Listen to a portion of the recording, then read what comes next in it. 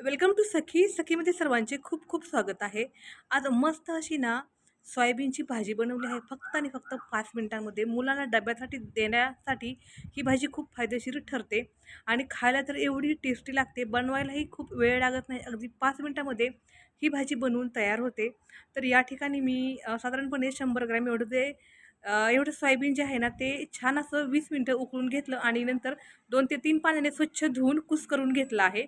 एकीकडे माझं पोळ्या करणं चालू आहे आणि दुसरीकडे आता मी ह्या भाजीला फोडणी देणार आहे.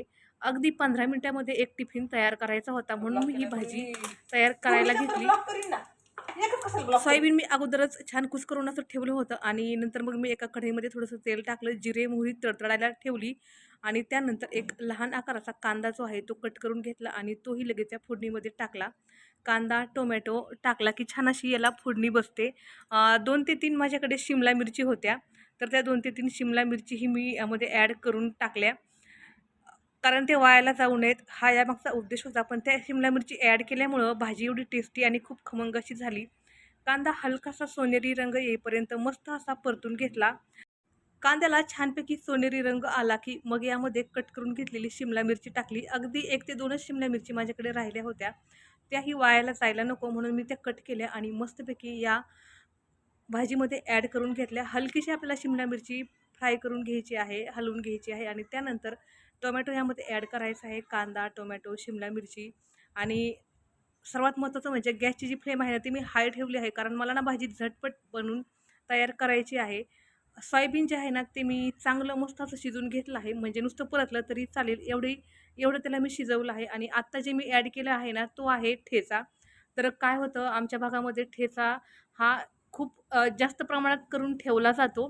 कारण कधी-मधी तो भाजीमध्ये टाकायलाही उपयोगी येतो. म्हणून ठेचा नेहमी प्रत्येक घरामध्ये तुम्हाला जास्तच तयार केलेला दिसेल आणि त्यानंतर थोडीशी काश्मीरी लाल मिरची पावडर टाकली. कारण ठेचा जो आहे तो थोडासाच होता. भाजी एवढी तिखट झाली नसती.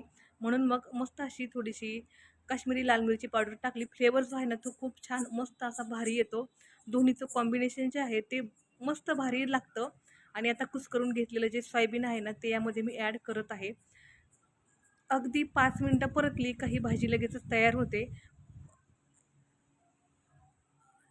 सोयाबीनची ही भाजी खायला खूप टेस्टी आणि खूप खमंग होते. आता इथे मी 1 मिनिटं भाजी जी आहे ना, ती छान परतून घेतली आहे. म्हणजे त्याला मसाला जो आहे तो छान असा लागला आहे.